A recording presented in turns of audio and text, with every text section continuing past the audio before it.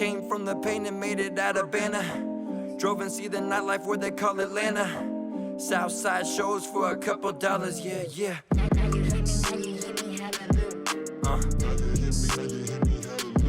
Yeah.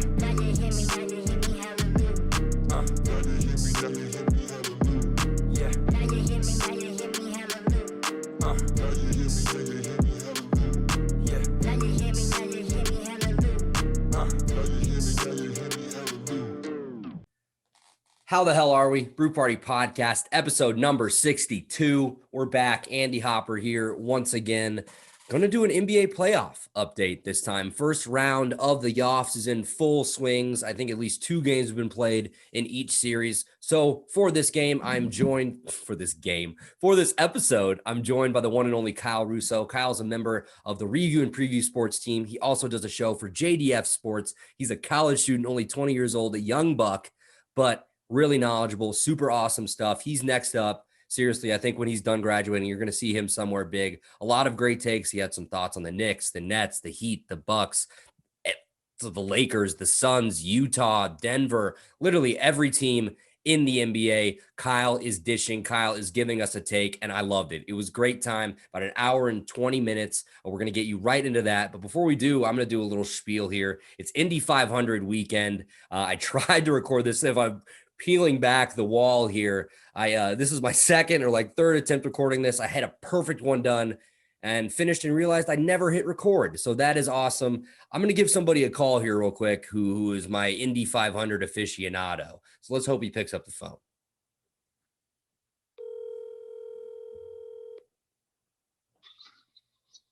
Hey, what's up, buddy? Yo, you are live on the podcast right now. I know it's Indy 500 weekend. I'm currently waving a checkered flag as we speak. I need to get some picks. You know, I'm a degenerate gambler, and you know we like to share our picks with the people. You are I'm not comfortable answering live on a podcast without being warned. I'm not comfortable doing this, Andy, to be honest. I just warned you. What do you mean? No, I know. I'm kidding. Of course I'll come on the pod. So you're out of there, right? You're going to the Cowboys? Yeah, I'm going to the Cowboys. Little Shannon Sharp action. I don't like. Yeah, so obviously you're calling me for picks. I don't like any of the top 3 or top 5 that much. I like Connor Daly to finish top 5 because he's been really fast all week. But I forget what the exact odds are for him. But the bet that I like the most is Ed Carpenter to win at plus 2,500. 70% of the race winners since the first ever Indy 500 have come from the top 2 rows. He's starting on the inside of row 2. And so to get him at plus 2,500 is really, really good value. He's had a couple top 2 finishes, a bunch of top 5s. He just hasn't ever caught the right break at the right time to win, which is what you need at this place. So to get a guy like that at plus 2,500 is incredible value. Before I saw the odds, if you would have asked me what he was going to be at, I would have said Carpenter at plus 900. He's at plus 2,500. I mean, that's incredible. Yeah. And then the other one is he's on the pole, and he won it in 2008, and it's Scott Dixon. He's at plus 350 to win. He's one of those guys where he's too good not to have 2 Indy 500 wins. It's kind of like Hank Aaron. Hank Aaron only has 1 MVP. It's how does that happen? You're one of the best players of all time. You only have 1. Scott Dixon only has 1 Indy 500. He has a bunch of championships. He has a bunch of wins, a bunch of poles. But only won 500. He's so good. I mean, every single year you look up and Scott Dixon is there competing. And me and my brother joke about it. It's kind of like death, taxes, and Scott Dixon finishing top 3 at the Indy 500. He's just so good. So if you're asking what the official Brew Party pick should be, based on the value, it's probably Carpenter plus 2,500 to win, and then Dixon plus 350 to win is another. You're not gonna be kicking yourself if it loses, and you're like, well, I took Scott Dixon to win. That's a good bet. Mm-hmm. So he's elite. I mean, he's probably one of the top 3 open wheel race car drivers of all time, behind AJ Foyt and Mario Andretti. So he's unbelievable. So he's good. And then like I said, I've said it a bunch already, but Ed Carpenter plus 2,500 is really, really good value. That's the official Brew Party pick. Ed Carpenter plus 2,500 from my man Grant Baker live in Indianapolis. I'm waving my IMS checkered flag right now. If they need a new flag guy, let me know. I'm pretty much killing it. You'll be able to see it on this video when this comes out. But what were you saying about the Cardinals again? I need you to get that on the podcast one more time. A little seeing red. I mean, all they do is hit solo home runs. Like, they beat the White Sox last week 4-0, but the first 2 runs were Tommy Edman solo home runs, and that's because they never have anyone on base. So I tried researching like teams who have had the most solo home runs during like a 5-year stretch, and I couldn't find it, but I guarantee you it's St. Louis, because they don't get anyone on base, so all they do is hit solo home runs. Yeah. That's hilarious. So so look out for another Cardinals cast part 2 with Lucas Wilson, Grant Baker coming up sometime soon. Currently leading the division, but bullpen gives me a lot of gray hairs. I'm going to be talking about that tonight on Review and Preview, or on Hitting for the Cycle with Hank and Dictor on the Review and Preview Network, 7 p.m. Eastern time. So check me out there. Grant, I'm going to let you go because I know you're going to dinner. Thank you for letting me bother you for some picks, brother. Enjoy your weekend in Indy. All right, buddy. Anytime. Anytime, dog. That was Grant Baker giving you our Indy 500 picks. Like I said, Indianapolis Motor Speedway. You need a new flag guy? Let me show you a little something real quick. Yeah. Consider that my audition. Let's get into this interview. I'm sorry you guys had to see that. As always, I think I've said that like a million times since I've started doing these little intro videos. But if you're listening on the podcast, thank you. If you're watching on YouTube, thank you so much. Follow us on both. Let's get into this interview. NBA playoff update with the one and only Kyle Russo from Review and Preview Sports, from JDF Sports. He's here. He's joining the party. Not 21 yet. That's okay.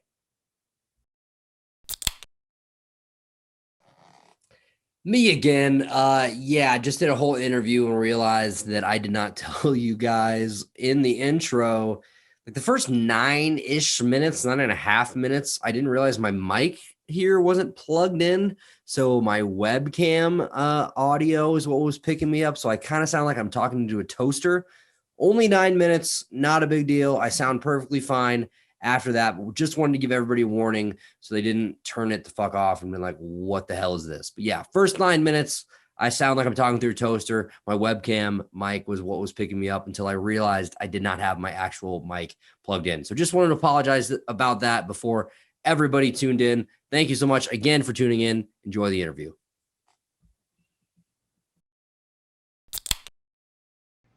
All right, recording has started. Got to open up the first one. Ladies and gentlemen, we're back. It is a brand new episode of the Brew Party podcast, episode 62. I think that's right. Episode 62. I don't even know the own fucking numbers of my podcast here. So the New York Knicks have just won game 2. As I'm watching that, as I bring you in on this intro, tells you a little bit about what we're going to be talking about, the NBA playoffs. I'm joined by the one and only Kyle Russo. Kyle is one of the analysts over at Review and Preview Sports, also a part of JDF Sports. He appears on Buckets as well. So, Kyle, thank you so much for being here. Absolutely, Andy. Thank you for having me. Yeah, it's a long time coming. Finally have broken the 21 barrier, so you're legal now. Welcome to the show. No, not yet, my friend, not yet. We got another 2 weeks in the books, June 12th. Another 2 weeks. Just missed the cutoff, but it's okay. It's okay. Just missed it. Whatever. It's soon enough. So you're here. Tell me a little bit about, what you kind of like to cover, what you do, because I know you work with Review and Preview. I know you do a lot of different stuff. You're on Review and Preview with Tom, but like I said, you also do a show with JDF Sports, and you're also still in school. You do a lot of awesome stuff on your school's radio station. So tell me a little bit about Kyle Russo. Yeah, so I'm a major sports fan. Cover all the 4 major sports. No basketball fanatic, football aficionado. Love me some baseball. Hockey's not a forte. But my school, we cover the Islanders, so I'm a big Islanders fan. Really happy to see them move past the Penguins tonight, moving on to Boston. We'll see how that series goes. But, yeah, that's what I'm doing with JDF, covering some basketball. Just had a show tonight. Make sure to check them out as well. Just closed it out around, I want to say 8:40, 8:50.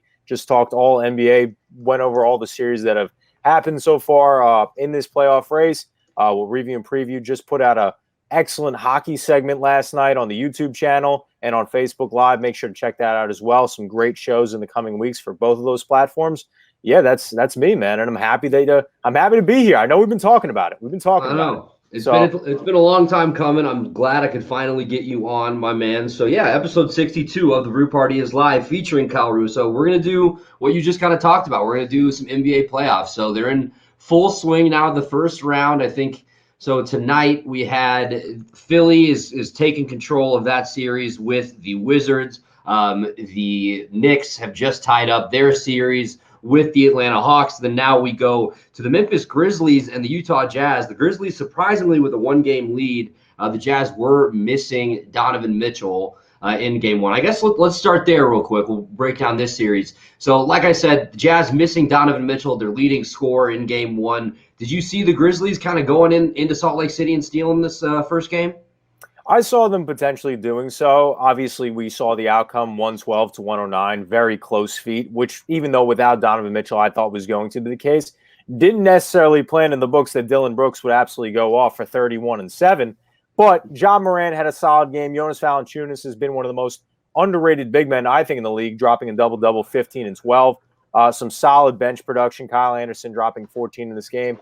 But with this game, Andy, more so the Utah Jazz missing Donovan Mitchell. We saw the frustration after game one, very vocal about it, saying that he was frustrated with the coaching staff holding him out. Rudy Gobert, I believe, fouled out of this game as well. So that's a big factor as well. But going into this game too tonight, I was talking about it on JDF on Buckets today earlier. Again, Vegas isn't favoring Memphis in any way. They're 10-point favorites in this game with Donovan Mitchell back in the lineup. But I will say this, I think it will be a close series, and it'll be interesting to see how it unfolds and how important that game one absence of Donovan Mitchell will play as the series progresses. If it goes to that game 6, game 7 scenario, will that be a sticking point for the rest of the series going forward? But I do think the Jazz come out of this in a 6-game, but we'll see what happens going forward in this matchup tonight as he enters the lineup. Right, man. So 6-game series is how you see this kind of shaking out. I see it similarly. I didn't really think Memphis was going to be the team that snuck into this 8 spot, if I'm being pretty honest with you. But you mentioned the Vegas line that currently the Grizzlies are plus 425 favorites there. So that's going to be a hell of a payday for somebody if they end up taking game 2. Let's talk about I want to get your thoughts on the play-in tournament. So it was very, mixed reviews, I would say. Some people said they liked it, players, media, fans, they all kind of seem to be giving their opinions. Now kind of looking back after it, happened, we had those 2 crazy games, with crazy finishes, the Lakers and the Warriors. What did you think about the play-in tournament? Good idea, bad idea? Would you change the format at all? Something you think the NBA should keep going forward? I don't know if the NBA should keep it going forward. Obviously, it was included in this series going forward because of COVID, Andy. Mm-hmm. So having that to allow teams to have the ability to still make the playoffs, still compete while still being a competitive competition. I know and this was the perspective that I gave, is that obviously not an athlete being out there on the court. I don't know what their bodies are going through. To have the mantra and have the stigma going into this season that you could play 72 games and your season could be over in 1 game. That's been the stigma with leagues like the NFL. That's been stigmas like leagues like the MLB with the wild card game, and this now in the NBA being a wild card scenario. So I understand why players don't like it. Obviously, beating up on their bodies as well, as this isn't the actual playoffs, but treated like a playoff scenario. But from a fan's perspective, I got to be honest. Although we had a lot of games that were blowouts, weren't great, like Boston versus Washington, like Charlotte versus the Pacers, like the Pacers versus the Wizards. I mean, that Lakers Warriors game, to me, that's what this was all about. That's something that people were highly anticipating, something that was going to be an epic showdown. Even that Grizzlies San Antonio game where it started off horrifically, but came right down to the wire. I mean, those are the types of games that, as a basketball fan, that we look to enjoy and look forward to more than anything. And being in that do or die situation is what makes those games more exciting. It's almost like having a game 7 every night. That's how I looked at it. So I enjoyed it greatly. Absolutely, man. So Yeah, I think it just kind of sucks that, Steph like put up that insane performance. I think he had like 37, 39, something like that. And then Yeah. his road is just kind of over in the playoffs. But I mean, credit the Grizzlies and that young staff. I know the broadcast team, or maybe it was the TNT guys, were talking about how Dylan Brooks just had to have this insane confidence coming into the game, and he really showed it. He didn't, I wouldn't say he locked down Steph, but he played pretty solid defense throughout the whole game, and then he was able to put some points on the board. And then just seeing this Ja Morant, kind of what he's going to be able to flower into in his very young career is very interesting. So I don't know how they really match up with Utah and what the rest of the series will bring. I know you said Valanciunas has been very underrated in your opinion, and I think he's been a very good big man in this league for a long time. So I do think the Jazz are going to come out of that series. As far as the play-in tournament for me, I liked it. I thought it was interesting. Maybe the games that were blowouts weren't very fun, and I don't love that like the 7 seed has to be involved. I think it might be like an 8, 9, 10. Like you have the 9 and the 10 play for the right to play the 8. Maybe, yeah. But I don't know. Now the NBA, I saw they're going to be pushing hard for a mid-season tournament. What are your thoughts on that? To be honest, I really didn't understand it. I know that a lot of people, I'm not a soccer fan, but a lot of soccer fans that I talk to were talking about that's kind of like the same route in which they're going to do or attempt to do. Adam Silver stating that having mid-season tournaments, maybe gaining yourself a better playoff seed, maybe gaining yourself more draft capital, maybe gaining more money as an organization, something like that. I know from what I've heard, they do that in European leagues and soccer and stuff like that. Yeah. I've never seen that in the NBA. To me, that's more so a way to get more monetary value after having such a depleted season when it comes to that. Last year, trying to regain that, that's why they induced the play-in as well, implemented the play-in to try to gain more money as well. That could be the way of the NBA maybe the next couple years. To be honest, I don't know if the play-in or something like that would last. And again, for me, I don't know how much players would really approve of something like that. Because again, if you saw the amount of vocalness that players had just against a one play-in game, you're talking about having a middle of the season tournament. I don't know how players would adapt to that or would be willing to agree to that. So that would be interesting as well. I just feel like that, I think you're right. It definitely is kind of a money grab. What can we do now that we have all this loss of revenue, and how can we make it up? But I feel like we'd get guys like major guys kind of opting out of this middle tournament that is nothing set in stone. The NBA is what I read was they're going to be pushing hard with the Players Association and whatever else to try to get this done. But it is very a soccer feel. I know the WNBA, I think it's called the Commissioner's Cup. I think they do something similar. But like, what if I don't know. I feel like there's too much risk here. They're going to hold these guys out of this tournament because what if they get hurt in the middle of the year and then they're just done for the playoffs for some tournament that doesn't really matter? You know what I mean? What's one extra meaningless mid-season NBA tournament? Just because you said like we've never seen it before. So I want to talk about the Knicks a little bit. I know. So you're from New York. You're not a Knicks fan. You're a Heat guy. But they were just on. You were saying something before we started that, even just being a New Yorker, seeing Madison Square Garden, that electric and just people going crazy just makes you smile. So I asked Paul Lombardi this, what's the buzz around New York about the Knicks right now? And then especially after they've evened up this series. It's just the mindset that, they weren't supposed to be here. They really weren't supposed to be here. And something that was appreciated, at least by me, is we live in an era, Andy, where the term load management is stuck with every single team. And while that's very true, the thing that I appreciated about the Knicks is that they had to work for every single victory every single night. They didn't have the luxury of doing so. That's why you see a guy in Julius Randle, who I believe led the league in minutes this year, won the most improved player award this year, well-deserving. Tom Thibodeau in there for coach of the year. Veterans like Alec Burks, Taj Gibson, Derrick Rose coming in, making a sticking point in New York. RJ Barrett evolving, Obi Toppin getting some solid minutes and some solid scoring in both these game 1 and game 2 after not really doing anything throughout the season. It's just electrifying to see that while, yes, Andy, they move past Atlanta. Can they beat a second-round team? Probably not. But to see based on a team that was being pinned in as a sub 20 win team to being the 4th seed in the Eastern Conference and competing, with playoff teams like this, like while Atlanta themselves is very young and doesn't have a lot of playoff experience, they have talent from top to bottom, from Trae Young, DeAndre Hunter, Kevin Huerter, Danilo Gallinari, Lou Williams, Bogdanovich, Clint Capella, list goes on and on. The Knicks don't have that, and yet you're seeing in both these games they are fighting and they are fighting and they are fighting, and they are driven by these fans, which is absolutely electrifying. Because when basketball is good when the Knicks are good. I know people say that all the time. Mm-hmm. I've only seen that one other time in my life, back in 2013 when the Knicks were in the playoffs. But you could feel that presence. As a New Yorker, you see what the Nets are doing. And while it's so exciting to see what they're doing, to see what the Knicks are doing, it's just, to me, it's so incredible. It puts them on such a stature of where everybody thought they would be to, oh my God, they're really competing in this thing and really looking to play hard every minute of that 48 minutes.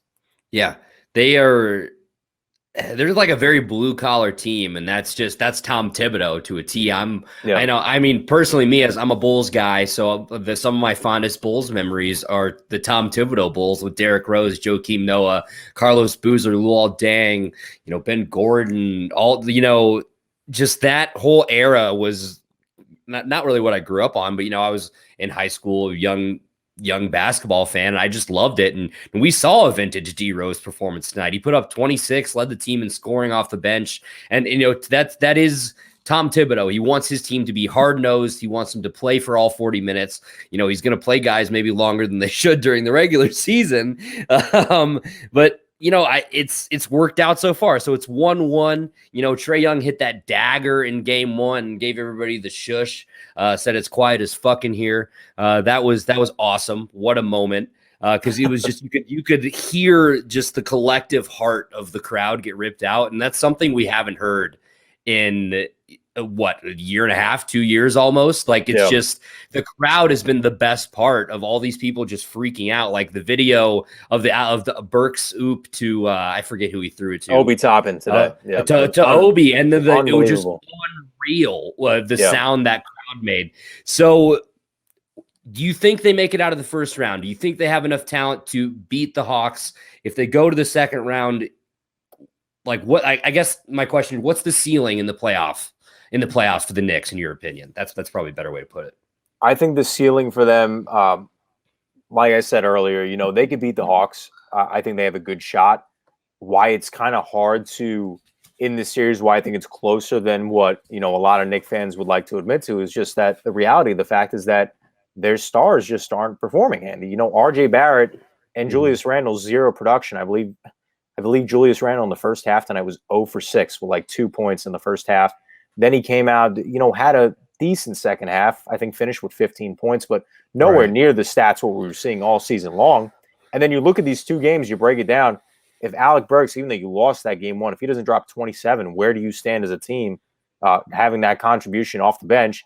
Same thing tonight. Derrick Rose dropped like 26 points off the bench? 26, yep. Do you win that game with the fact that Julius Randle and RJ Barrett aren't performing? That whole starting lineup really isn't performing that well. So I think they can make it past the Hawks, but when you get onto a Philadelphia 76ers, I don't know if you can contain that with that defensive mindset that they have when the offensive production just isn't there right now. Yeah, so I mean, you hit it on the head. So Julius Randle and RJ Barrett combined tonight were 10 for 30 from the field for 28 points. So that's not sustainable from the two guys that you're going to rely for your scoring on. It's not. So, and I'm rooting for them. I hope they do well. But yeah, it's going to be a tall task in the second round when they, most likely face the 76ers. Let's talk about this Sixers-Wizards series just a little bit. So the Sixers picked up another win tonight in a blowout. Wasn't really close, 120-95 the final. Do you think this is going to be the first sweep of the playoffs? Yeah, I don't see any which way in which the 76ers don't move on and just absolutely sweep this Wizards team. It's just that, going into this series, you knew right away is that the Wizards are built on their guards. That's probably some of their best players in Bradley Beal, Russell Westbrook. So while it is a tall task already, you have nobody to compete in the paint with Joel Embiid. So already then you're at a default with the fact that Ben Simmons is while you can't really count on him much for offense, defensively, he'll shut you down. And then Tobias Harris, who's, really evolved into that really good player this year, where he's averaging around, I want to say around 20-8, maybe 20-10 this season to end off the year. Really solid production year for him as well. And Philadelphia finally getting those shooters that they've been talking about the past 2-3 seasons, adding a guy in Danny Green, adding a guy in Seth Curry, who, by the way, people talk about Steph, and obviously so, great shooter of all time. But his brother Seth isn't too bad either, Andy. I believe he has a higher shooting percentage, right? Is that what you're about to say for three? That wasn't what I was about to say, but something along those lines, that in his career, because Seth Curry has been in the league for a while now, he's never shot from the three-point line below 42%. So he's a great three-point shooter. That's impressive. He's a very good three-point shooter. Adding guys like Maxey, Dwight Howard has been a nice addition off the bench as well.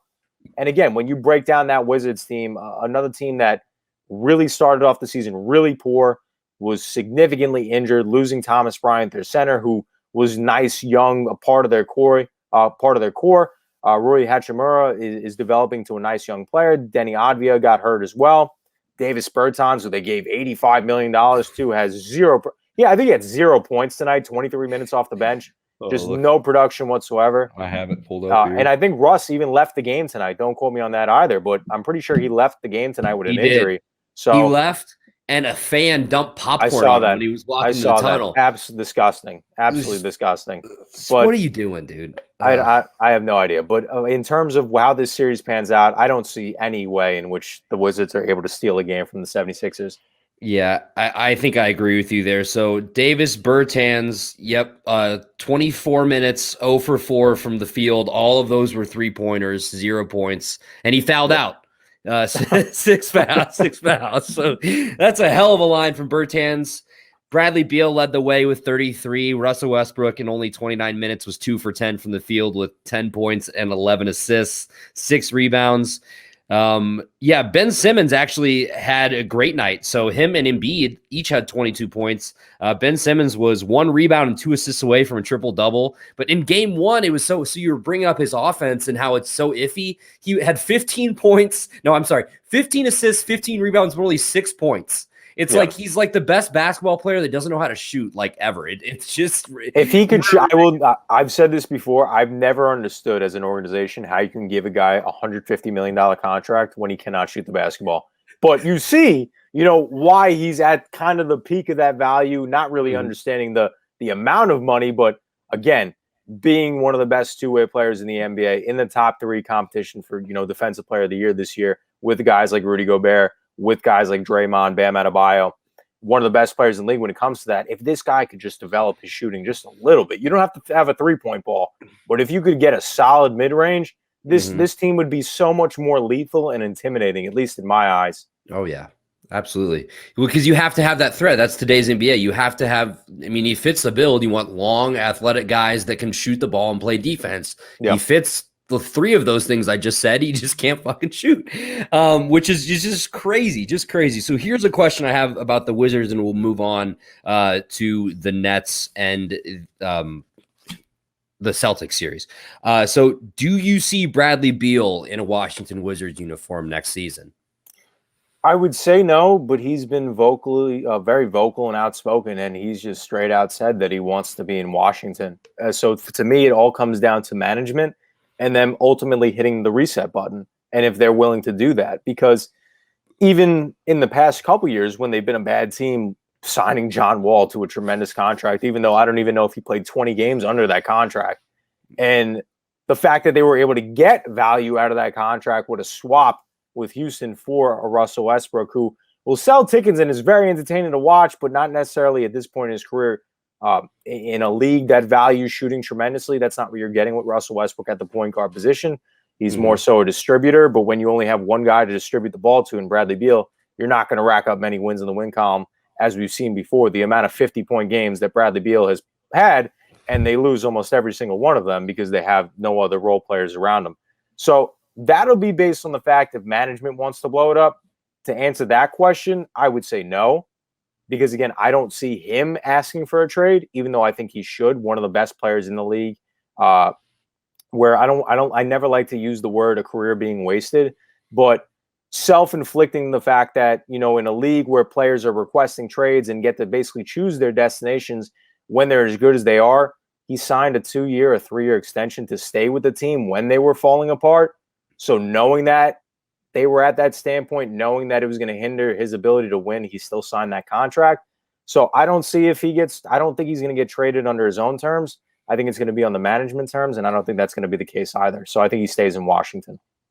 Yeah, it's just so weird because he's just such a talented player, and Yes. he's just one of those guys that you see. I mean, it happens from time to time. They just, for lack of a better word, they get stuck like in these shitty situations or with these shitty teams. But I mean, if he's happy, I mean, that's really all that matters for the guy. I mean, absolutely. I'd love to see him and Russell Westbrook succeed. I mean, I remember when Russ came in the league for the Thunder and they were brand new, they were just so fun to watch. And I mean, he broke the goddamn triple-double record this year. He's call him almost a walking triple-double, but like you said, people are gonna knock his shooting abilities and the numbers there. They aren't great, but I mean, how do you hate on a dude that literally does everything for you? He'll pass, he'll rebound, and he'll score. He'll go get you a bucket when he needs to. So those are the thoughts. Philly, I definitely think they're going to sweep. I agree with you here, and hopefully we get a Philly-Brooklyn Eastern Conference Finals. I think that'd be pretty terrific. So speaking of Brooklyn, can anybody beat them in the East? I mean, when they got going last night, and it just wasn't even close. I know Boston is without Jaylen Brown, one of their very best players, but I mean, Joe Harris is like the Nets, like fourth or fifth option, you would say. Yep. He was 7 for 10 from the floor, and he had 24 points. So it's just like him and Blake Griffin actually combined, I think, for 36 points, and Harden and Kyrie combined for 35. So just like, how are you supposed to beat Brooklyn when they're firing on all cylinders? I don't think that there's any way in which you beat Brooklyn, but if there is a team, Andy, I think it's the Bucks actually. Okay. Because I think that in terms of, and I wasn't on this boat because as a Miami Heat fan, I was, rooling for them. I thought that would be the kryptonite, but I said that if the Bucks are going to win the series, it's going to be because of the play. While Giannis is the star, there's no doubt about it.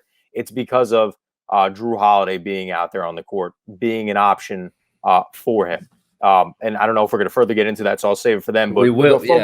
Focusing back on the matchup of who could stop Brooklyn, I think that potentially we talk about big threes or great tandems in the league. I think that honestly, and maybe this is a hot take, maybe it's not, I think Milwaukee might have the all-around best big three in the game right now. They have one of the only big threes that I've seen that has elite defense between Middleton, Drew Holiday, and Giannis, and they all can drop over 20 a game. I don't know any other trio that could do that at this point in time. I could be sleeping on somebody, I could be forgetting about someone, but as far as I'm concerned, I don't think any trio is capable of what they have in terms of defensive ability and offensive ability at this point in time.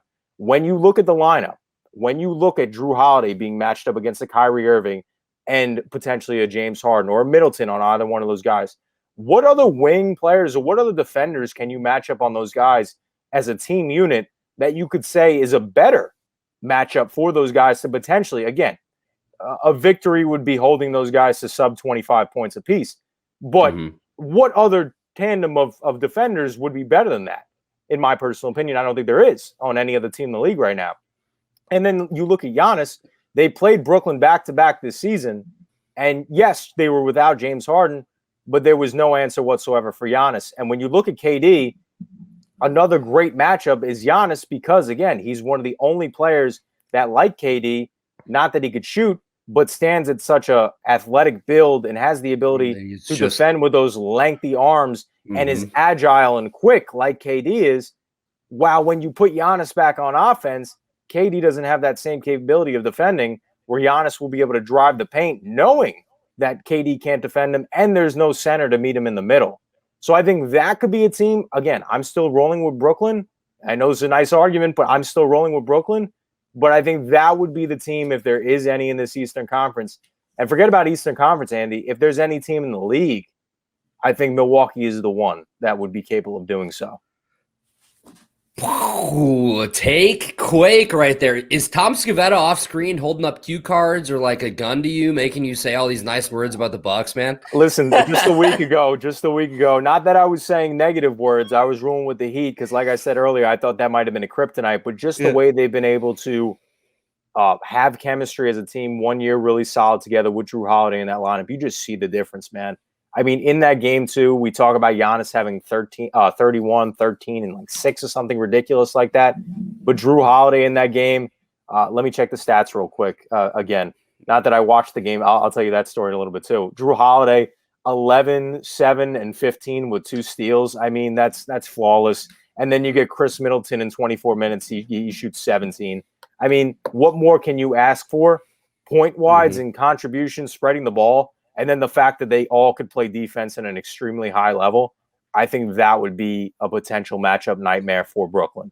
So defensively, you put Giannis on KD, obviously. You go Middleton on Harden, and then you think Holiday on Irving, or am I mixing them up here? Vice versa, I think either or on James Harden or Kyrie Irving, depending on whatever Budenholzer wants to do. But I think that when you look at that kind of defensive aspect, those are the only trio of guys that I think can match up well against these guys versus any other trio, any other tandem, any other team and what they have to offer in this league right now. All right, dude. Fuck yeah. All right. I love that. Hot takes. I love it. That's what this podcast is all about. So let's get into the Bucks in Miami. But one question I have about the Nets, just because, you know, you're in the area. Why do you think they're struggling so hard to sell tickets for a playoff game? It's because New York is a basketball town, but when the Knicks are winning, nobody cares about anything else. Nobody cares about anything, and not rightfully so. But that's the stigma.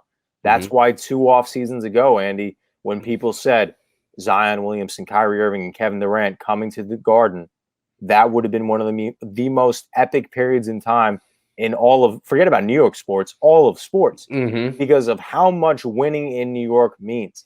Not that winning in Brooklyn is discredited, but then you have the Knicks winning at the same time in the Garden, in the greatest arena in the entire world, 20, 30 minutes away from you. That's why people have the standpoint of saying, yes, the Knicks probably won't make it out of a second round series against Philadelphia. But if Brooklyn doesn't win the finals, you could basically compare the 2 seasons alike, because while you have a team that had 0 expectations whatsoever, made it to the second round and got beaten by a better team, you're looking at this Nets team. They're the most lethal offense, arguably, of all time. And this is coming from, fans and viewers' eyes that have just watched the Splash Brothers the last 5 years just absolutely take over basketball and literally change the game.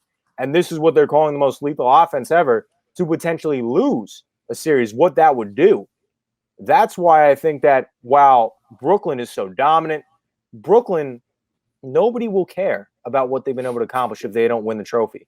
While the Knicks, any source of winning is unbelievable, rightfully so, because it's been a city that's been so deprived for so long. With the exception of 2013, they were one of the worst teams in basketball since Patrick Ewing in the 90s. That's how long there's been a drought. And so for the Knicks to be good at the same time of the Nets, it kind of gets overshadowed, even though the Nets are, like I said, arguably the most dominant team of all time. So that was like the whole thing, Durant chose the Nets because they were supposed to be cooler than the Knicks, but just nobody gives a fuck about the Nets. I just don't get it. It's like you hit it right on the head. When basketball is better, when the Knicks are good, and there's just a buzz, and I'm saying this as somebody that lives like 12 hours away from New York City, that you can just feel it. You can just tell. There were videos on Twitter when the Knicks were like 17-17, like barely 500. People outside the Garden fucking jumping around, yelling and screaming. It's just, it just means more. So let's move on. Let's talk about your team. Let's talk about the Heat. Let's talk about the Bucks. I know you talked up the Bucks here a couple minutes ago. So obviously, the Heat had their number last year in the bubble. Do you see this as a revenge series for the Bucks and they just have the upper hand, or is Miami still right in this? I don't want to, again, even if they did lose this game too, Andy, and it was closer, I would say that they're still in this. But the way that they've just performed, as a whole from the star standpoint is very nerve-wracking and very worrying. It's one thing as a team when your bench isn't contributing, when your role players aren't contributing and you need more production out of them. You see that more often than not. But when your stars aren't doing it, that's really scary. That's really scary when you see in game one, which could have gone either way, Jimmy Butler just shoots a little better, shot 4 for 22, a little better in that game. They win the game with some solid bench production. I believe Dragic had 17 off the bench, something like that. They got solid numbers out of Duncan Robinson, who's been, while he shoots 40% from beyond the arc at the three-point line this year, as a Heat fan, I've watched very consistently, he'll have nights where he goes 6 for 13, Andy, but he'll also have nights where he goes 2 for 11 from the three-point line. And in this game, not taking advantage of the fact that I think he made 7 or 8 three-pointers really early off the start too. Not taking advantage of that, not shooting well, putting yourself in that position to go down 1-0, and then absolutely getting hammered in game two. I'll tell you this, and I'll be honest when I say this, because as a basketball fan, I try to watch as much as possible. Mm-hmm. I turned it on 5 minutes, I think, into the first quarter. It was 19-4. I turned it off and didn't watch another minute because I said, you know what? You're going to play like that, you're not going to win the game. You're not going to win the game. That's it. You let them. And it wasn't even that they were allowing Giannis to do so. You're allowing Bryn Forbes to have tremendous minutes and tremendous like play 5 for 5 or 4 for 4 to start the game or something. You just couldn't miss. It's just something like that. Off the bench, I know specifically between these three players, Bobby Portis, Pat Connaughton, and Bryn Forbes, they combined for a combined 13 three-pointers or something along those lines, 11 or 13 three-pointers. So you're having 33 to 39 points just in threes off those three bench players alone. I mean, it's a recipe for disaster. And then when your stars are just absolutely nowhere to be found, like I said, the Heat had solid bench production. Dwayne Dedmon, I think, had like 17 points. I think Dragic also had around 17. I think Dedmon had like 19. Dragic had 17. So you had something there. Bam had 16, which, again, is decent, not enough. Mm-hmm. But Jimmy is struggling again in game two. Hero's not getting many minutes. I don't know why that's the case. Considering how much of a playoff impact he had last year. I get it, he was inconsistent this year, but I think that was more so the fact that he was hurt. He was on the COVID list as well at some point. Couldn't really gain that same kind of traction because he wasn't able to put in consistent minutes in these games. And maybe the playoffs isn't the time to try to work that in, but when you're down as much as you are, there should be no reason, at least in my opinion, why he should not be playing some more time when you're as down as you were, because I think they were down by like 25 plus points at the half. It was like the whole game. It was the whole game. They were all close. So, I said, within the first 5 minutes of the game, I turned it on the first quarter. They were down 15 in the first 5 minutes. I remember I was sitting on my couch and I turned it on and I'm like, oh yeah, playoff basketball. And I'm just like, I think I watched maybe a quarter and a half. And I turned it off because I remember I sent it because Tom sent me a Snapchat and I sent him back of me watching the game and he sent me the score. That's what he sent me, a picture of the score with that little emoji, like with the sly, like half smile. And he said, that's what he said. He truly thinks it's a revenge series. So I wanted to make sure I asked you about that because it's very interesting because, we saw what the Heat were able to do in the bubble last year and how impressive, and they just kind of took everything by storm. And so is this disappointing? This kind of performance for you as a Heat fan, or are you still kind of riding that, we made it to the finals last year? It's definitely disappointing. It's definitely disappointing because you see in game one that they can compete with this team. And, some nights are better than others. Earlier in the season, when Milwaukee actually played the Bucks, Milwaukee scored like 144 on them, and Milwaukee set the new all-time most three-pointers made in a game against the Heat, and it was like the third game of the season, which was disappointing. But again, later on in the season, you saw that the Heat were able to take a game. In 3 games that they played, the Bucks were 2-1. But in all 3 of those games, which I don't want to say gave me hope as a Heat fan, because again, it was only 2-1 in the series between the entire season.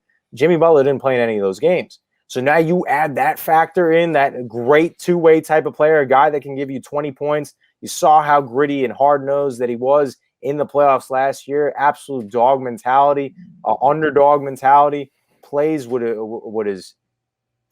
as hard as anybody that I think I've seen in a playoff scenario, in a final scenario last year in the bubble against that Lakers team. And you're seeing that, as sadly as it sounds, he's a really big contributor to the reason why at least they didn't win game one, and a reason why, not only as a contributor offensively, defensively as well, but as a leader that, you're supposed to lead by example. And it's just, what was expected so much more. That's why it's disappointing.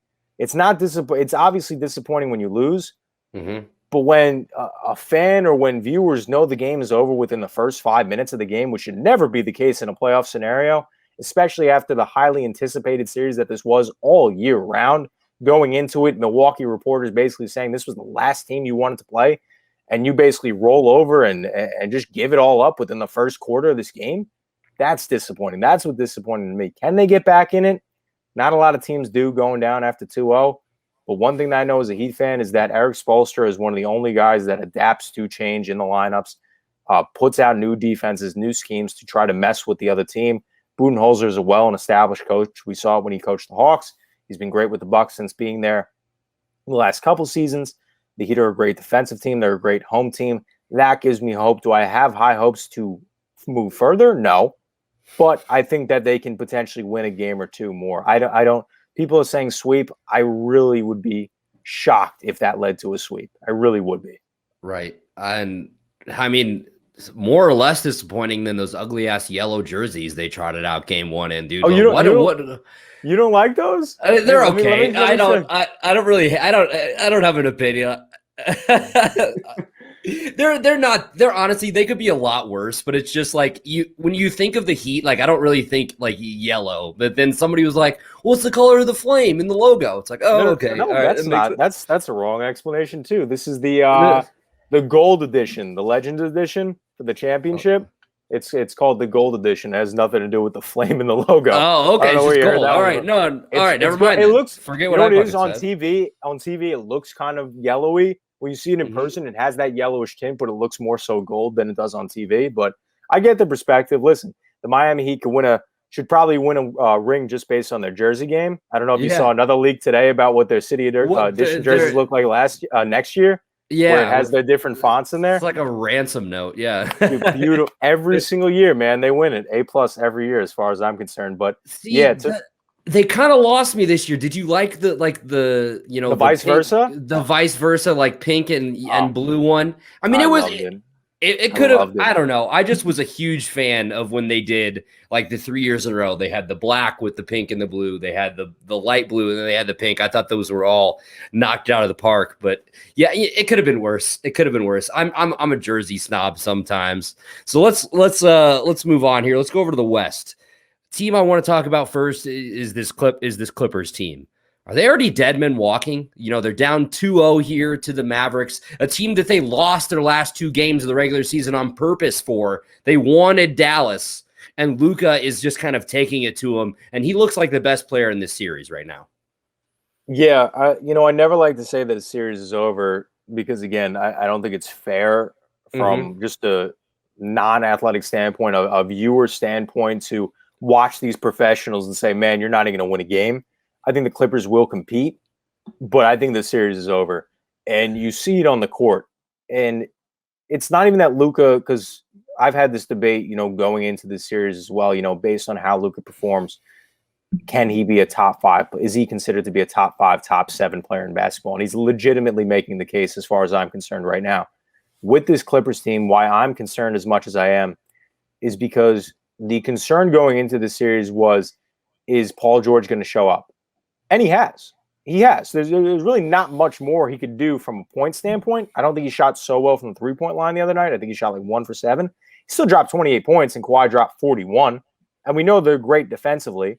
My thing with this Clippers team is that, and we see with a lot of teams, people want to blame the vocalness of Kawhi and say that that's the reason why, because you don't see it on a camera that he's not vocal.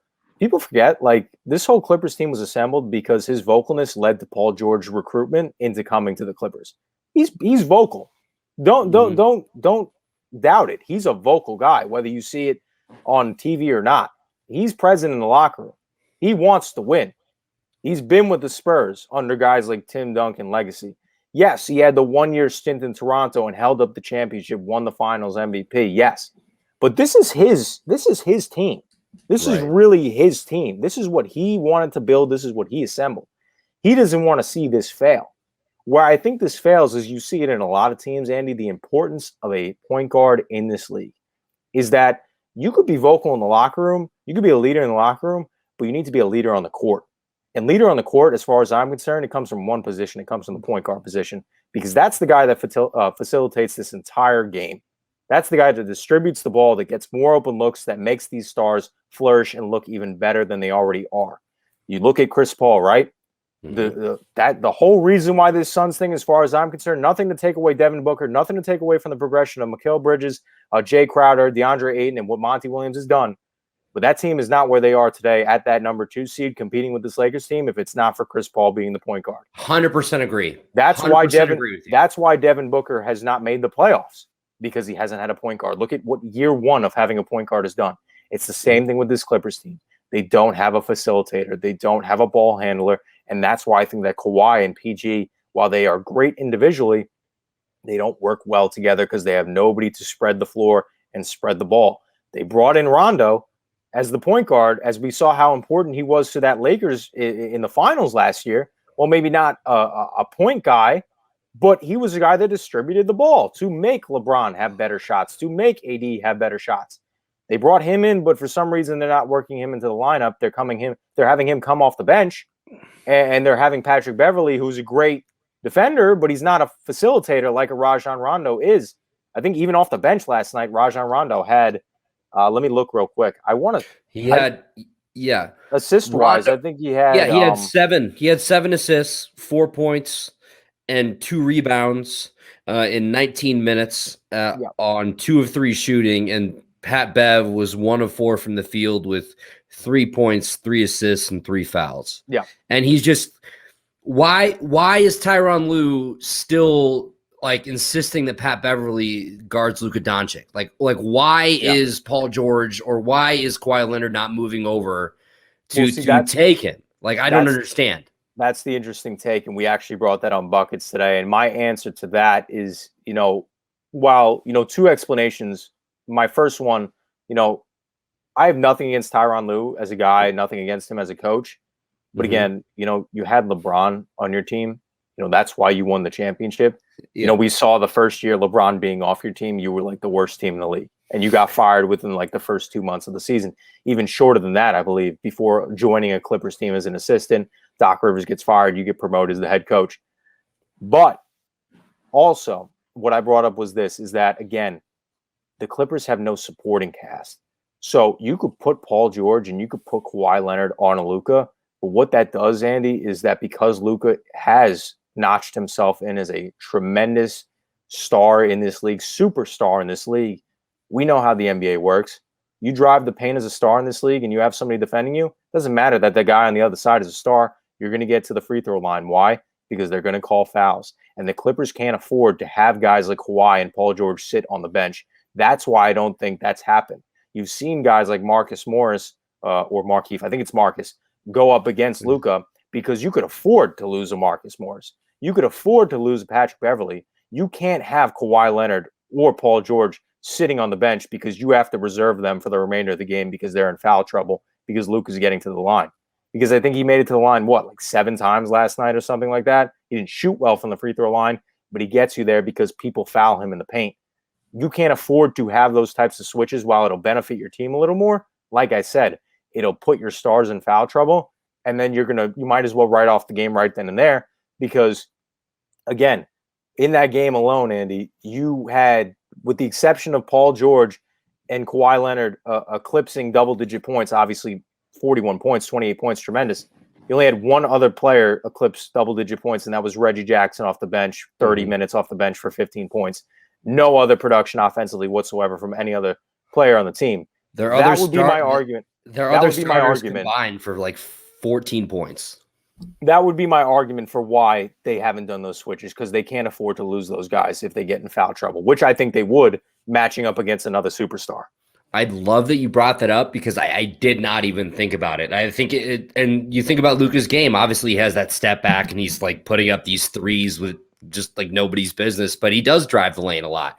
And the way this league is going, they favor the offensive player almost every time. But yeah, so Kawhi Leonard 41, Paul George 28, Marcus Morris had 9, Zubac had 2, Pat Beverly had 3. So you're just getting literally no production.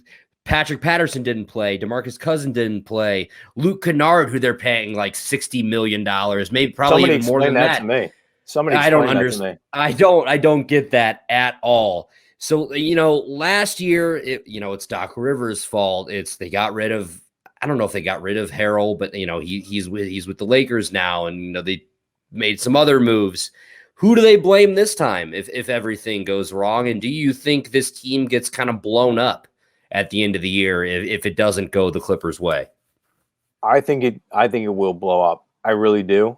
I don't like to say that as a basketball fan, to see such a team with high hopes and high expectations and try to really not build a dynasty, but build, competition. Well, excuse me, just 2 summers ago, we're talking about the Battle of LA, and that never, ever happened.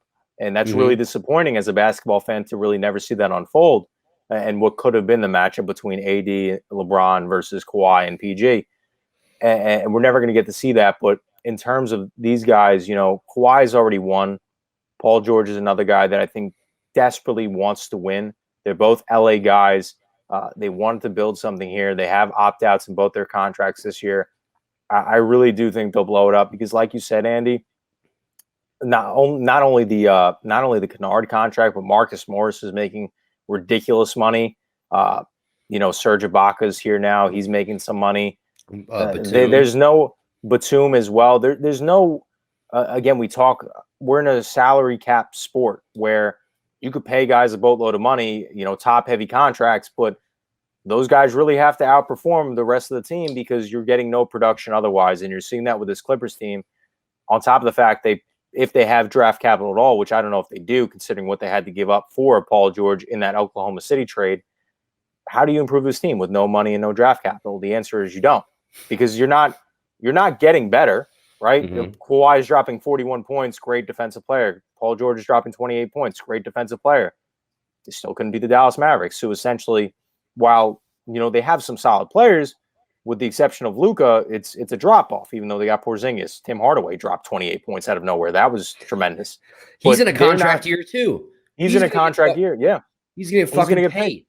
But they're just not getting that production, and I could really see them leaving. A name that Kawhi potentially leaving to go to Miami, Paul George trying to find another team to join up.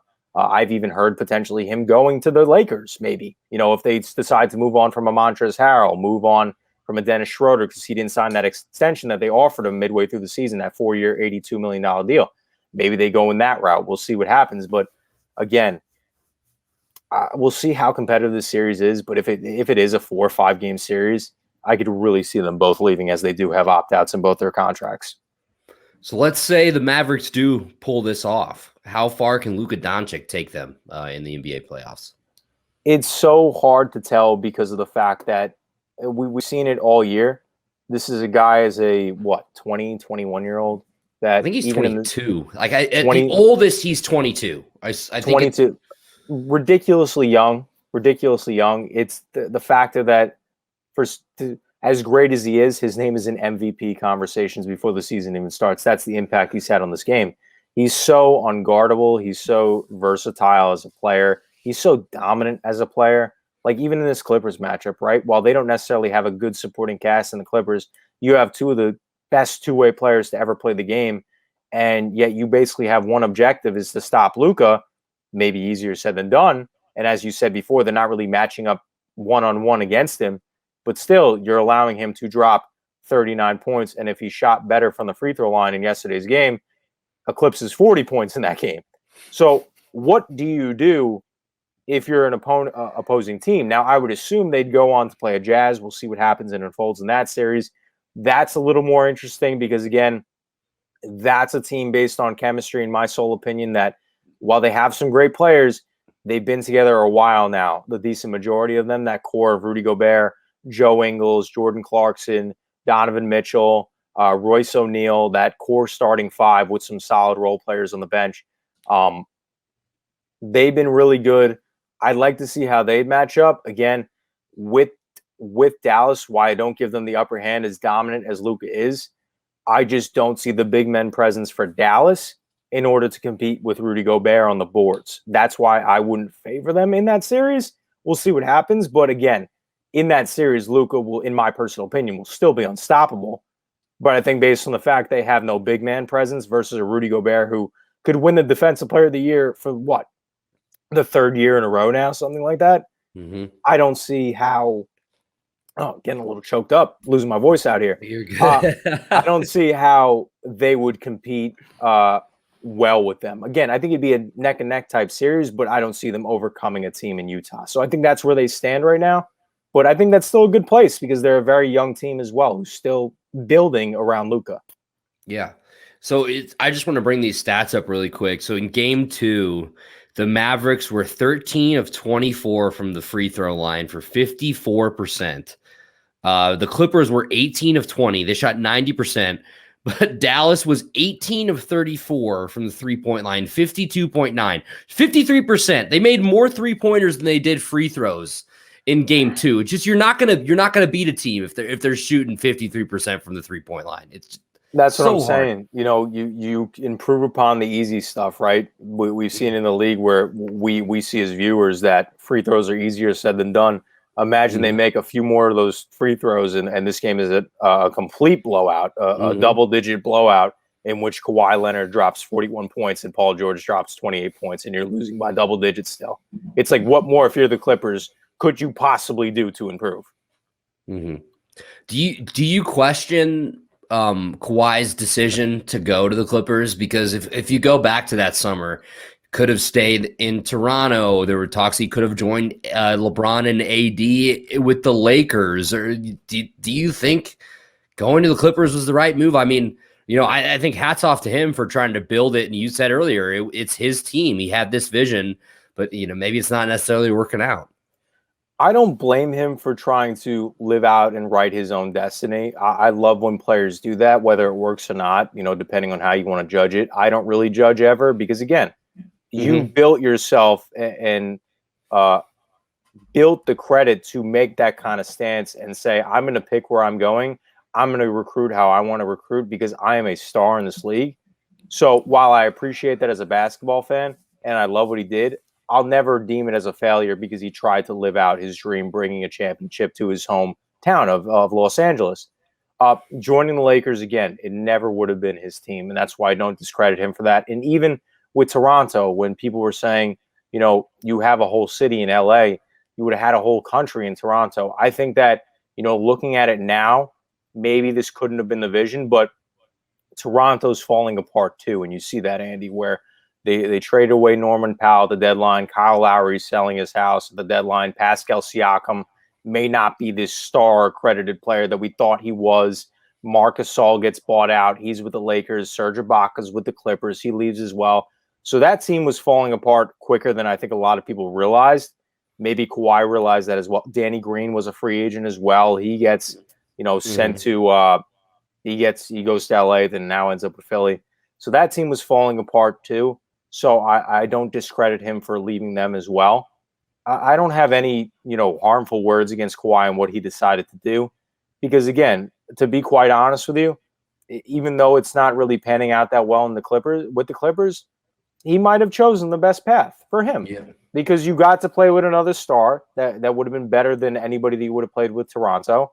And you got the opportunity to live out your destiny, pick your team, who you wanted to play with, and try to compete with a championship. Whereas if you were with LA, you know, maybe you wouldn't have been deemed as such a great player in this league, generational type of player, if you would have joined a LeBron and AD team. And you would have been under kind of LeBron's stance and stature as, you know, obviously for obvious reasons, the better player, would have been in the shadows of that versus being in the limelight of the LA area and representing your hometown in a Clippers uniform and trying to live out your own destiny. Yeah, I like that. I agree with what you said. And there's definitely, like I mentioned earlier, it's you want the dude to be happy. You want the dude to do what's best for him. And I think he did that for sure when he moved to the Clippers. And I'm sure he had a vision for how it was going to work out, how they were going to do. And it just hasn't.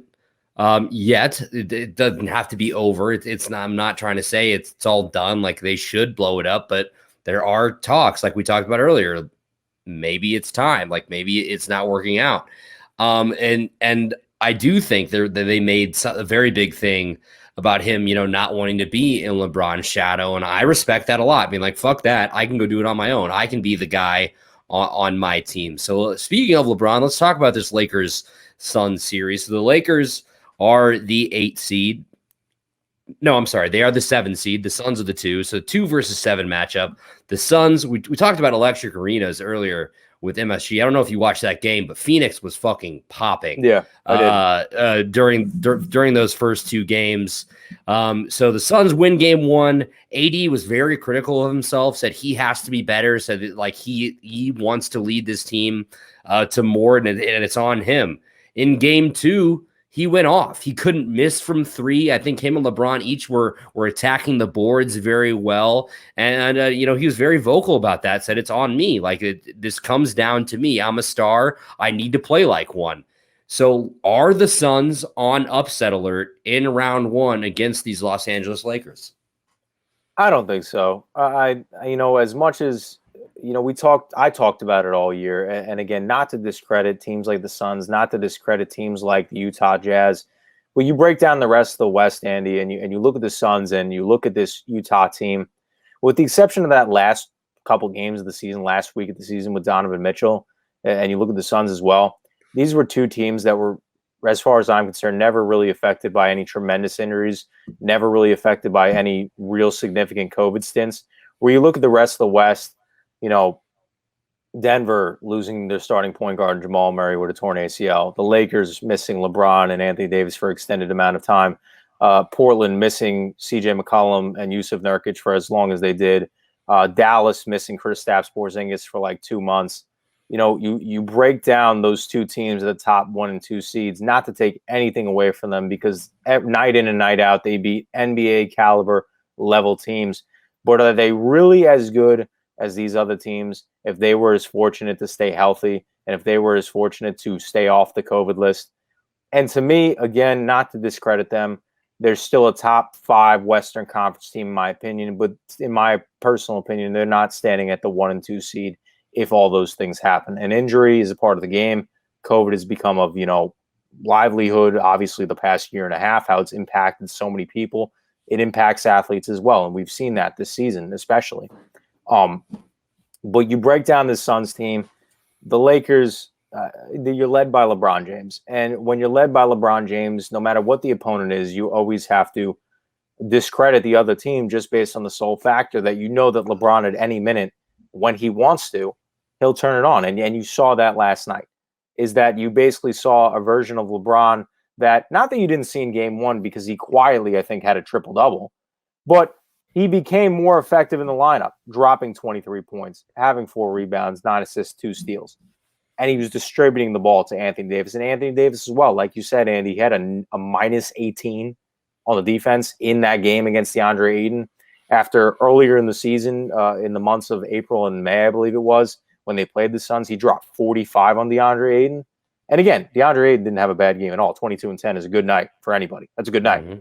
But Anthony Davis stopping him is a tall task, with him dropping 34, 10, and 7. That's superstar caliber numbers. Where I think they favor in this series a lot, and why I think they match up so well with a lot of these teams, is because of quietly the acquisition of Andre Drummond. I know there's a lot of haters on Andre Drummond, but what Andre Drummond, in my personal opinion, allows the Lakers to do is that when you look at traditional teams with big men in the paint, versatile power forwards, whatever, right? They're going to have to play a team like the Suns. What do? You have DeAndre Ayton, who doesn't have a mid-range, who's good defensively, but that's going to have to come out of the paint to guard an Anthony Davis, who's there to be right there in the paint to flourish off that. Andre Drummond dropping 15 and 12. He's a benefactor. They go on to play a team like the Utah Jazz potentially, right? Rudy Gobert, one of the best defensive players in the league. How much impactful is he going to be in the paint if he has to go 10 feet from out under the paint to guard Anthony Davis on the perimeter, or in the mid-range in that 17, 15 foot range? Andre Drummond's going to be a benefactor. He's going to flourish on the boards. He's going to flourish rebounding. That's his game. That's his role with this Lakers team. And then obviously, again, can't be enough said. I said it earlier, LeBron James.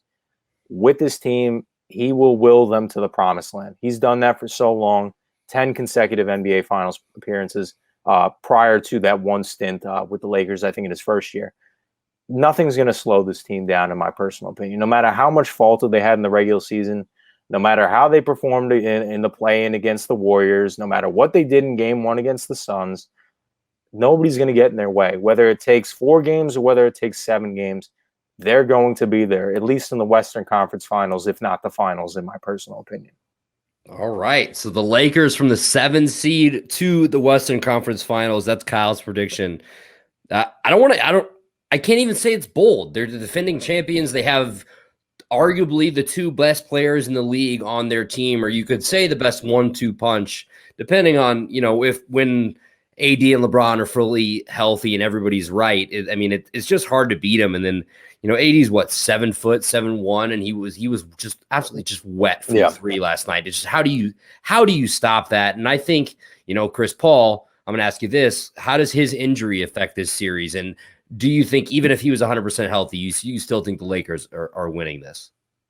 I still think the Lakers are winning this. While I think there's better, obviously, ball distribution. We saw that being an issue last night, not having the same type of presence offensively as they did in the first game, even though they did wind up scoring more points.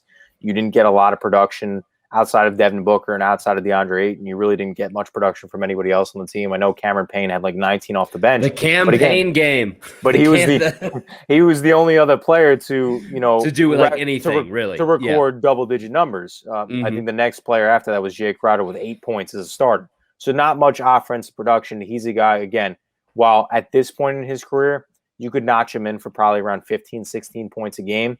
He's more so a ball distributor, a floor facilitator, which I talked about, which I think is so tremendous in basketball. The necessity of having a great point guard, which he is, not only offensively distributing the ball, but defensively as well. His presence, you saw him go down in Game 1 with a shoulder injury, and then you see in Game 2 he's having that reoccurring problem. So that's hindering him from passing now. That's hindering him from defending. That's hindering him from, even though he only took 5 shots last night, that's hindering him from being able to make key baskets in this game. As you see that in last night's game with all the injury and the lack of scoring, they still only lost the game by 7 points. So they were still in it.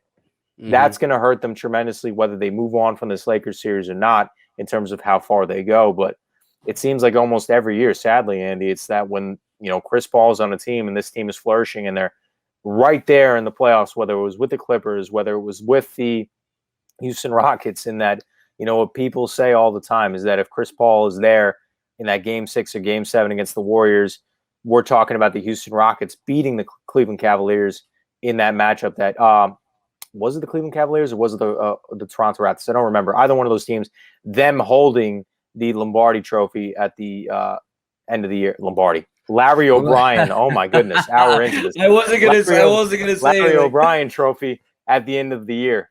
That's what they've accomplished. But yet again, another year, Chris Paul is hurt, and being so hurt early on, it's not a good feel if you're a Phoenix Suns fan right now for them, especially facing LeBron James in the first round. No, it cannot be a good feeling. And you said it earlier that the Suns aren't number 2 in the West without Chris Paul. I said it on one of my previous podcasts that I believe Chris Paul was the best offseason addition that any NBA team made, because he's just different. I saw some graphic that I think it was ESPN put up. It was either ESPN or TNT put up during one of the last games. It was the win percentage of each of the teams he's played on in the first season has gone up exponentially each year. When he was in New Orleans, when he moved over to LA, it moved up. Oklahoma City last year, he willed that team to the playoffs. Everybody wrote that team off, and he got them all the way there. So let's talk about the one last series, the last 2 teams that we haven't mentioned yet, and then I will let you go here, my friends. So the Portland Trailblazers and the Denver Nuggets. Denver Nuggets are led by Nikola Jokic, who, could very well be named the NBA MVP. at the end of the year. And obviously we have Portland, who's, kind of, I don't know if I call it the resurgence of Melo, but, he's had a couple great performances in Denver playing in front of his former team's fans. So, I mean, what are your thoughts on this series? Do you see Portland breaking through finally, I want to say, because it always feels like they're close, but they're one of those lower seeds that you're like, well, if they just get hot, if everything's right, they could move on. So what do you think about this first round matchup with Portland and Denver? For me, I love Damian Lillard.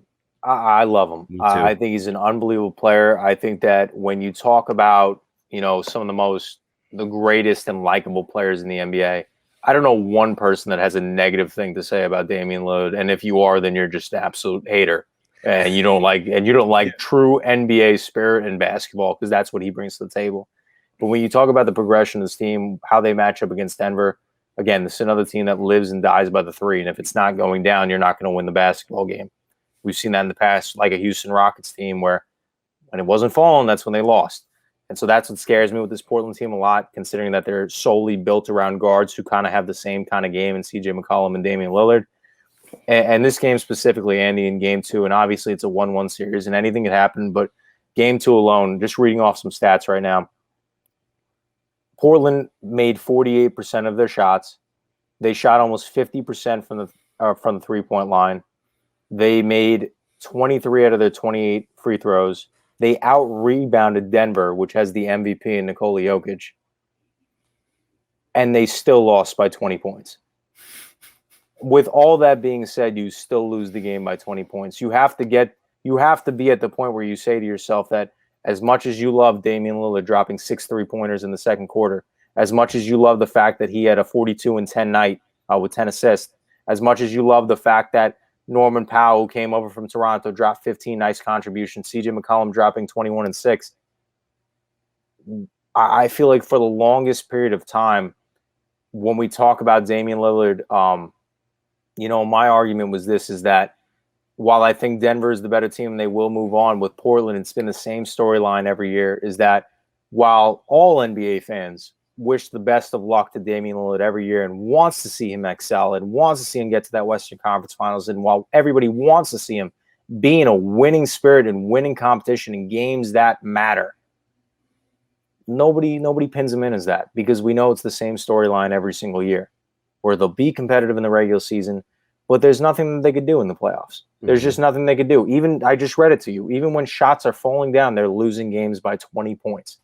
Not 5, 20 points. It doesn't seem to matter as much as I read off those individual statistics.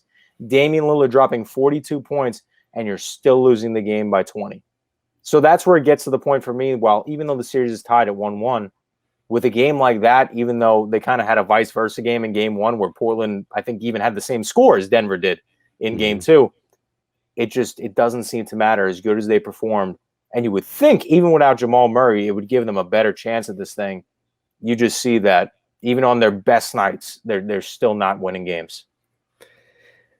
I'm going to ask you a similar question about Portland that I did with the Clippers. What point do you think this team gets blown up? Because it's been quite a few years now where it's been like, oh man, you got to watch out for the Trailblazers. Oh, there's sneaky Dame and CJ, and now you got this mixture. Like you said, they had a guy like Norman Powell at the deadline. Nurkic is finally healthy. Carmelo Anthony is giving them good minutes. It's just, what do you do if you're the GM in Portland after this year and it's another missed opportunity in the playoffs? And I don't want to make it sound like they're some team that's like supposed to be favored or destined for, the NBA Finals, the NBA Championship. But I mean, if you're Lillard, do you get frustrated and you want to move on? If you're the GM, like what do you do here with Portland?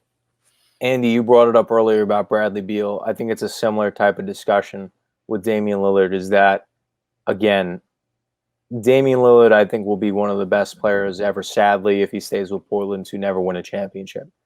And, in a sense, while I don't like to use the word wasting and I don't like to use the word hindering, he's been very vocal about it. He's even flat out said that, if I don't win a championship at the end of my career, I'm okay with that if I'm able to stay in Portland. And like you said, numerous times on this show alone, if the guy is happy, let him be happy. Mm-hmm. Let him be happy. And if that's the case scenario, let that be the case.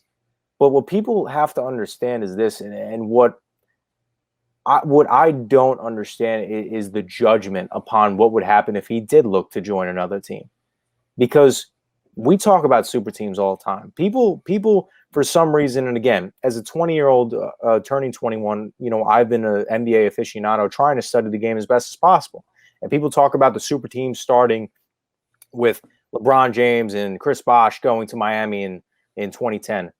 No, super teams have been around for a lot longer than that. You go into the 70s and 80s when Kareem Abdul-Jabbar is joining Magic Johnson in the Lakers and they go on their dynasty. When Bill Walton is joining the Celtics and they go on their dynasty. When Dennis Rodman goes on to join the Bulls, and Tony Kukoc is one of the most highly recruited international players, goes to the Bulls. When Shaquille O'Neal goes to the up-and-coming Lakers to join them. When it's escaping my mind right now. When KG and Ray Allen joined Paul Pierce, that was like the first. Celtics.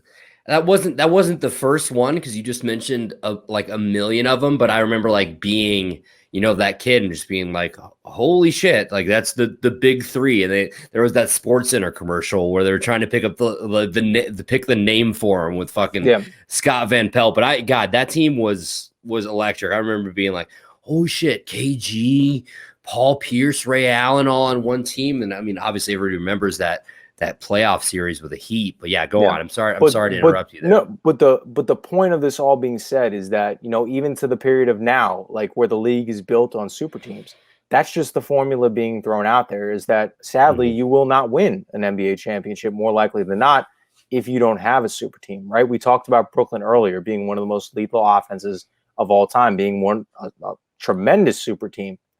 Is that at the end of the day, Andy, if the Brooklyn Nets are holding the Larry O'Brien and they're the champions come end of July and end of August, are we discrediting them at the end of the day for their championship? No, they still have a ring on their finger. Right. They still are NBA champions. And that's why when people say, yes, I respect Damian Lillard's stance, I really do. I love the attitude. I love the mentality. A small market team being there out of Weber State, a small market college, making it from small market. I believe he's from I think he's from Oakland. Being from Oakland, going to Weber State, going to the Portland Trailblazers, being in small market basically forever, under recruited, going to Weber State, going to Portland, being there now 11, 12 years, I want to say, wanting to represent that area and bring a championship more than anything. But sadly, the way that Portland is, being a small market team, being a team that, while has drafted well, their drafting hasn't necessarily capitalized. Zach Collins out of Gonzaga a couple of years ago, I don't even know if he's played 40 games for them in his career. No, and then you injuries. Look at, they draft Gary Trent. They use him as a nice piece to acquire Norman Powell, which is a great acquisition, but where has that gotten you? You trade for Yusuf Nurkic. Where has that gotten you? You get back Enes Kanter. Where is that? You signed Derek Jones Jr. in the offseason. It seems like nothing. The formulas are not working. And I don't know why anybody would discredit him from leaving and joining another team, because at the end of the day, we watch sports, Andy, because we love to see teams win. Yes, we love the underdog story. Yes, we love all these other things, individual accolades. But at the end of the day, when you're retiring, you're remembered for, sadly, whether you're a sports fan or not, whether you agree with the statement or not, you're judged based on what you did in the league. Individual accolades are great, but you're judged on championships.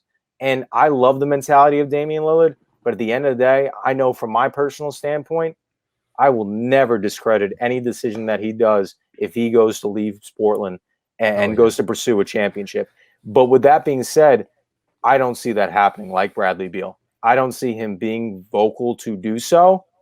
If there's anything that's going to be moved on that team, I really could potentially see CJ McCollum being moved. Yeah.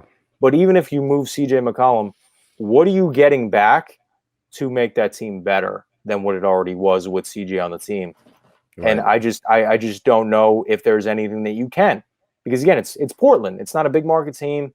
When you have $220+ million invested into one player and you're already a small market team, there's only so much you could do money wise when you don't really draft. You draft well, but you don't really have high draft picks because you're always competing in that top 20 range in terms of the bottom half of the draft in the first round. There's not that many players left to score on. If you have no money and you don't have that much draft capital, what are you doing to improve upon your team? The answer is nothing. And sadly, you look at a team like Portland that tried and tried and tried. It's not working out.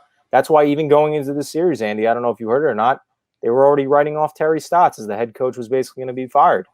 I mean, so with that mindset being said, what can you possibly accomplish? What are you supposed to do? What are you supposed to do with that kind of mindset? So I know that was a long spiel. I don't know if it answered the question, but again, another team in a situation where I think that maybe a slight blow up where you get rid of CJ, who's that second star on that team. But again, a guy just like Bradley Beal, I don't see Damian Lillard ever leaving Portland unless he personally demands a trade. I mean, I have a respect for guys like that, though, that like, because you don't see it anymore. You know, you mentioned classic NBA teams, and you saw a lot of guys that they played for one team for their entire careers, and you just don't see it happen anymore. It's a very noble thing, I think. But I think Damian Lillard is the perfect kind of guy to do that. You know, he played 4 years at Weber State, the mid-major. He was kind of came out of nowhere in that draft class. But you know, who would fault him if he left? Because he's been in Portland since 2012. He gave them the prime of his career, you could say. And I feel like he's, like you mentioned how much you like him. I love Damian Lillard. He's one of my top 3 favorite players in the league. I feel like he's one of those players that's like so well liked that people would just follow him to his new team. But you know, I hope all the success in the world to Portland. And something was funny that you mentioned, like, do they move on from CJ? I guess he like tweeted something about them acquiring Draymond, and I saw somebody like quoted it and was like, CJ's talking about trading for Draymond like he's not part of the package that's going back to Golden State, which made me laugh really hard. So Kyle, man, this has gone on. We've about an hour and 20 minutes. I really, really appreciate you coming on. Really great analysis about all of the NBA, playoff stuff. I'm going to ask you for a couple predictions. Give me your 2 NBA Finals teams from the East and the West and your champion. I'm putting you on the spot. It still is only the first round. Anything can happen. But in your mind, who do you got? So just in the finals, not the Eastern Conference Finals and Western Conference, you can straight to the finals? Give me both. Actually, that's better. Give me the Eastern and Western Conference Finals, then who you have advancing. So I have Brooklyn versus Philly. I have Brooklyn coming out representing the East. And in the West, I have the Lakers versus Utah. I think that they make it past. I think we see a Lakers-Utah matchup. And I think the Lakers wind up moving on. So Lakers versus Brooklyn, very highly anticipated matchup that we could be potentially looking at. I think that Brooklyn gets the best of them, even though Brooklyn doesn't have the best defense to offer against a team like the Lakers, not necessarily matching up nicely.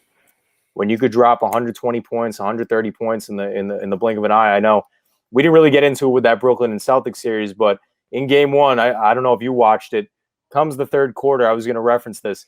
It's 82-79, and I don't know if you've seen it before. Remember that interview with Iman Shumpert? He's on the radio. He's talking about Kobe, how he guarded him back in the day. And remember, Kobe goes to him. Iman's talking all this stuff, in the game, the first 3 quarters. Kobe goes to him, man, you had a great game. And Iman looks up at the clock. There's a whole fourth quarter left. That's what that Game 1 kind of felt like, where it was like, man, Celtics, man, you had a great first 3 quarters, but game over. It went on a 17-3 run. The game was over. That's that kind of mentality that this Brooklyn team holds, where they could toy with you offensively. I think they wind up coming out in the 6-7 game series against the Lakers, winning the NBA championship this year. Listen, if the Nets and the Lakers are the 2 teams in the NBA Finals, I think Adam Silver immediately finishes in his pants as soon as he figures out what's happened. Like, the NBA would love that. New York, Brooklyn. I mean, I know it's technically Brooklyn. Brooklyn, LA Finals, like the markets there, the 2 of their biggest market, they would just absolutely love that. But I think it would be incredible television. I mean, who wouldn't want to see KD, Harden, Irving up against? Who wouldn't want to see a Kyrie Irving versus LeBron matchup, right? That exactly, would be, dude. There's so much storyline. So much there, man. So last question I got for you. Of the series that are going on in the first round right now, so this is going to be released on May 27th. So we've gone through 2 games in each of the series. Of the first round series, what if for every, let's say just a casual NBA fan, casual basketball fan, which one should they be paying attention to the most in the first round? Like what's going on right now? So the most in terms of level of importance, I would say Phoenix versus the Lakers. Mm-hmm. I think because while I think that, I think the Lakers will come out, I think it will be competitive. I think Phoenix has the team to be competitive against them. But in terms of a non-basketball type of fan that's looking to get into the game, looking for soul entertainment, go watch the Knicks versus the Hawks. That will make you smile, grin from ear to ear, just based on how New York, like I said, growing up 20 years old, it's been a city of stardom that's been deprived of championships, only 3 in my entire life, between the Giants 2 and the Yankees 1. So this is a team, while, yes, they may not be competing for a championship, to see the level of competition and the display of play in which they go out every single night for 48 straight minutes under Tom Thibodeau, Leon Rose being the president, and this team being led by guys like Julius Randle, Derrick Rose, RJ Barrett. It's tremendous to watch the competition that they bring to the table. And entertainment value, both games have gone, like you've watched, Andy, as well. They've gone right down to the final minutes. So entertainment-wise, that's the game to go watch. That's a series to go watch. Absolutely. I completely agree with you. And just, I mentioned earlier, just the pure electricity of the crowd in Madison Square Garden will have you on your feet clapping for the game. And the Knicks are an up and coming team. I'm going to be excited to see if they're able to bag a big free agent in this offseason coming up, or, who they get in the draft. But so that was our NBA playoff update for the first round, joined by the one and only Kyle Russo from Review and Preview Sports, also from JDF Sports. So I'm going to give you this time, Kyle, plug whatever you want to plug, social media, if you're on Twitter, Facebook, and Instagram, if you want anybody to follow you or review and preview any of the shows, anything you're a part of, you want to plug, have everybody listen to, it's your time now. You got the floor. So if you want to go follow me, I'm more of an Instagram guy versus a Twitter guy, not really a fan. So follow me at Kyle Russo 612 on Instagram. Follow me on Facebook as well. Going through a lot of Facebook Live shows, like Andy alluded to, on Facebook Live every Tuesday night from 7 o'clock to 9 o'clock. We got Review and Preview, main show on Review and Preview, the sports channel. What we got on there, talking all sports on Tuesday night from 7 to 9. Also, as well, on Wednesday night on JDF Sports, another great Facebook channel and YouTube channel as well. Make sure to subscribe to both.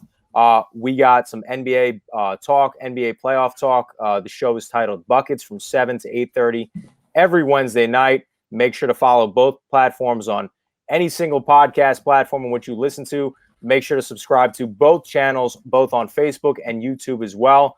And I guarantee you that you will enjoy excellent content coming out of both platforms. And make sure to, if you like what I've said, if you like my opinions, you hate my opinions, make sure to follow me. Make sure to DM me as well if you have any opposing takes or want to just talk. So that's my platform. Those are my plugs. And Andy, just again, this hour and a half almost, really enjoyed it. Some great NBA talk. Really appreciate it, man. Listen, man, anytime. So you're a recurring guest now. So whenever I ask, you got to come back on the Brew Party. Kyle Russo, thank you so much for joining me, man. Seriously, I always love everything you guys are doing over at Review and Preview. I follow JDF Sports as well. I'm not as accustomed to them as I am Review and Preview, if I'm being honest, but both are great. Like I said, I love the collaborations I've been able to do with you guys at Review and Preview with Tom. Catch me on Hitting for the Cycle with my man Hank and Dictor on Thursday, the 27th at 6 p.m. Central Time. Going to be talking Cardinals and some MLB baseball with the one and only Hank. I want to thank Kyle again for joining us to talk about the NBA. I loved all of his takes. Really, really awesome stuff. Check him out on all those places he just told you. Check out The Brew Party on Twitter at The Brew Party. We're on Instagram at The Brew Party as well. And we're on Facebook at The Brew Party Podcast. Make sure you give us a subscribe and a follow, a like on YouTube, youtube.com/The Brew Party. And you can find us wherever you get your podcasts, Apple, Spotify, Google, iHeartRadio, TuneIn Radio, Pandora, all that good stuff. Just search The Brew Party Podcast. This has been episode 62. I'm Andy Hopper signing off. Thank you so much to Kyle Russo. Let's go Bulls. They're not in the playoffs, but maybe next year. What a take to round out this NBA playoff discussion. Yeah, what a take. That's my take. Let's see. That's your Seeing Red segment of this episode. Kyle, thank you so much. We're out of here.